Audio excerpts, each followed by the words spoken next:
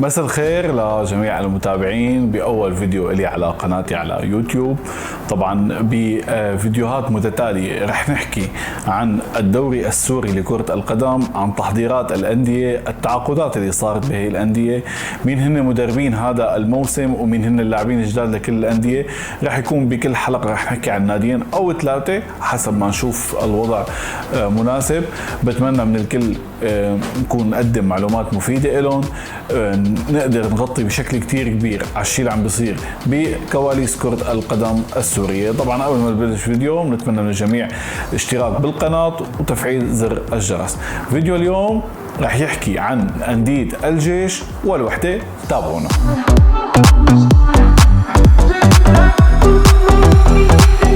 مساء الخير. مثل ما حكينا رح تكون حلقتنا اليوم رح نحكي فيه عن نادي الجيش والوحدة. رح نبلش بفريق الجيش زعيم كرة القدم السورية الحاصل على لقب بطولة الدوري ل 17 مرة. نادي الجيش بلش فترة التحضير بوقت مبكر قياسا لبقية الأندية. طبعا في استقرار بأندية الهيئات، فهذا الشيء بيساعد طبعا أن تبلش فترة التحضير بفترة مبكرة. البداية كانت مع التعاقد مع الكابتن ماهر بحري لقيادة الفريق بهذا الموسم. طبعا الكابتن ماهر بحري خبرة كتير كبيرة بالدوري السوري لكرة القدم، حاصل على لقب بطولة الدوري مع نادي تشرين لموسمين متتالية. طبعا لجنة الاحتراف حددت انه التعاقد رح يكون مع 5 لاعبين من خارج ابناء النادي، فنادي الجيش حاول قدر الامكان يستعيد خدمات لاعبينه المتواجدين خارج الأندية، وتمكن من هذا الشيء بالتوقيع مع فارس أرناؤوط، عز الدين عوض وجهاد الباعور، بالإضافة للحفاظ على التشكيلة، بعض أسماء التشكيلة اللي كانت موجودة بالموسم الماضي: عبد اللطيف نعسان، محمد شريفة، بالإضافة لمصطفى سفراني، وسام السلوم، علي السعيد، والهداف التاريخي والغني عن التعريف لنادي الجيش محمد الواكد. التعاقد من خارج النادي كان لحد هاللحظة مع 4 لاعبين. بدنا نحكي عن محمد الأحمد، محمد الحسن، عبد الهادي حنبظلي، وبالإضافة لشادي الحموي. بالإضافة للاعبين كانوا موجودة بالموسم الماضي شاركت مع فريق الرجال، ولاعبين طلعت من فريق الشباب. عم نحكي عن علاء ويس الصاعد من فريق الشباب إلى فريق الرجال، ولاعب منتخب شباب سوريا أيهم كرمبي وعبد الرحمن عرابي. بشكل بسيط ومختصر فريق الجيش تحضر بشكل كتير منيح، بدي أقول منافسات البطولة، لعب العديد من مباريات ودية. طبعا المباريات الودية دائما ما بتعكس نتائجها على المباريات الرسمية، ولكن هي فرصة للمدرب لتجريب عدد أكبر من اللاعبين، لخوض منافسات المباريات الودية، خلي اللاعبين يدخلوا بأجواء المنافسات طبعا للوصول إلى المباراة الرسمية الأولى. طبعا كل هالأمور صارت خلال فترة 3 شهور. أول مباراة بدي أقول رسمية تعتبر خاضها فريق الجيش كان ببطولة درع الاتحاد، البطولة الجديدة المستحدثة واللي توج بلقبها فريق الوحدة من يومين. هاي البطولة لعب فيها مع فريق حطين على أرض ملعب الصالة في مدينة طرطوس، وخسر بنتيجة هدف مقابل لا شيء وودع البطولة. طبعا الفريق لم يظهر بالشكل المطلوب، وعدد من عشاق الزعيم يعني طالبوا بأنه يكون الفريق في روح أكثر، قوة أكثر، ما في كان واضح عدم الانسجام. يعني شفنا مباراة حتى من فريق حطين ما كانت بالشكل المطلوب، اللي كان فريق حطين عم يطلع رتمه مباراة لمباراة، ورح نحكي عنه بالفيديوهات القادمة بشكل كتير مفصل.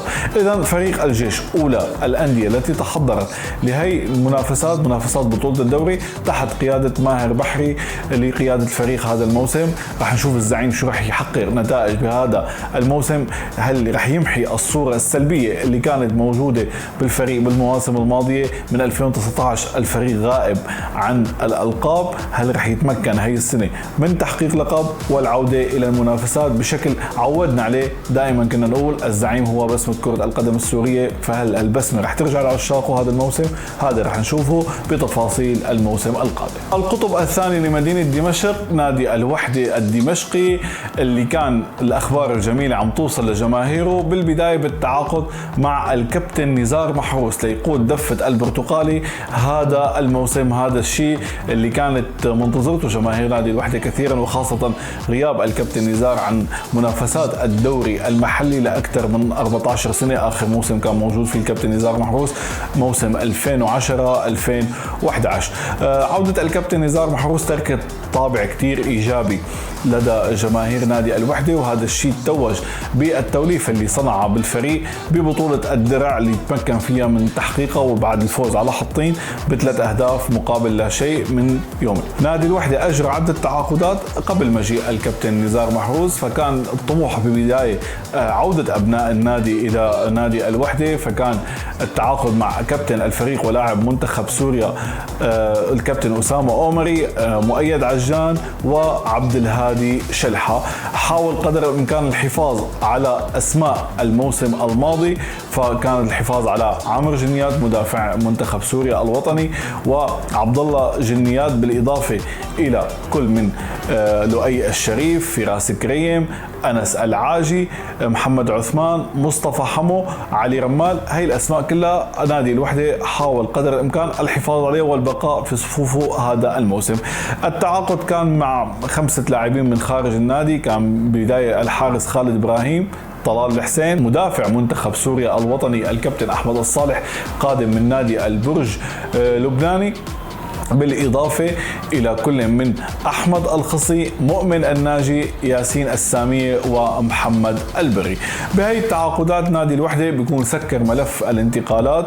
اليوم عم يحاول نادي الوحدة العودة مجددا إلى المنافسات. امبارح كان عم يوجه رسالة لجميع الخصوم إنه نادي الوحدة رح يكون مختلف عن المواسم الماضية. بالمواسم الماضية دائما شفنا أداء غير ثابت للنادي، رغم إنه كان عم يفشل بمسابقة الدوري ولكن كان عم يوصل لنهائي مسابقة الكأس بسنتين متتاليتين، وكان عم يخسر بالمرة الأولى مع تشرين وبالمرة الثانية مع الفتوة. لنشوف هاي السنة نادي الوحدة شو رح يقدم، كيف رح تكون نتائجه، كيف رح يكون مستوى.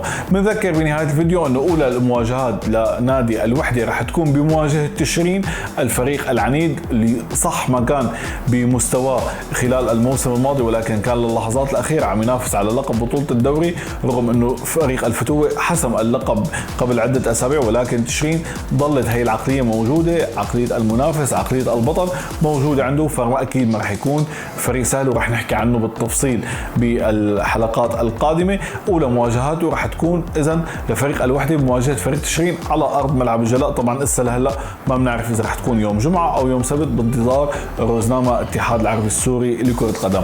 فريق الجيش رح يواجه بالمرحلة الأولى فريق الشرطة الصاعد حديثا إلى مصاف أندية الدرجة الممتازة. بتوقع مواجهة بذكريات كتير قديمة بديربي دمشق اللي بيحمل طابع كتير جميل. يعني كلنا بنعرف الشرطة والجيش بالسنوات الماضية، يعني بدنا نحكي بالثمانينات أو لحتى بداية التسعينات، دائما المواجهة كانت قوية، دائما لاعبين المنتخبات الوطنية رح يكونوا من هدول الفريقين. هذا فيديو اليوم حكينا فيه عن أندية الجيش والوحدة. تابعونا بالفيديو القادم واكتبوا لنا رأيكم بالتعليقات، وين رح يكون الجيش هذا الموسم وين رح يكون الوحدة، وشو تتوقعوا نتائج للمرحلة الأولى للفريق.